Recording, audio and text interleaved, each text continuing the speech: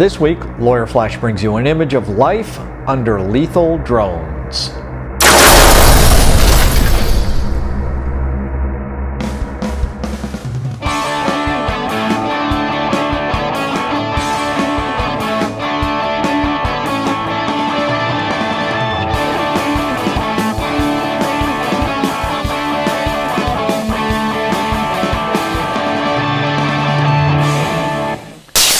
Welcome to Lawyer Flash. I'm your host, Jon Deer, and I explain the law. Today, we look at the United States' controversial practice of using lethal drones to patrol the skies of certain parts of the world, ready to attack 24 hours a day without notice. The question for our country is whether this is necessary to protect us, whether it's effective, and whether it's appropriate. Today, we look at the case against lethal drones. The criteria for using lethal drones, the number of victims, and other important information about the drone program remain secret, thus depriving the American public of an opportunity for public debate. To make up for this gap, groups out of both NYU and Stanford Law School have done significant research. This is what they conclude. In the United States, the dominant narrative about the use of drones in Pakistan is of a surgically precise and effective tool that makes the U.S. safer by enabling targeted killing of terrorists with minimal downsides or collateral impacts. This narrative is false.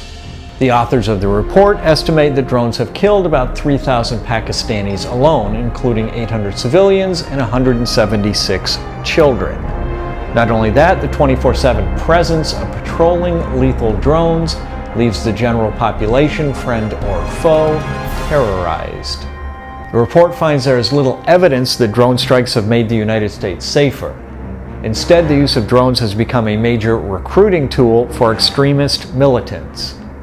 Further, find the report authors, the use of drones questions international law and sets a dangerous precedent, with other countries rushing to get hold of and use the technology themselves. The report acknowledges the very real and dangerous threat militants present U.S. security. However, the report concludes, without transparency and as presently conducted, the lethal drone program is counterproductive for our country and inflicts needless suffering on broad communities.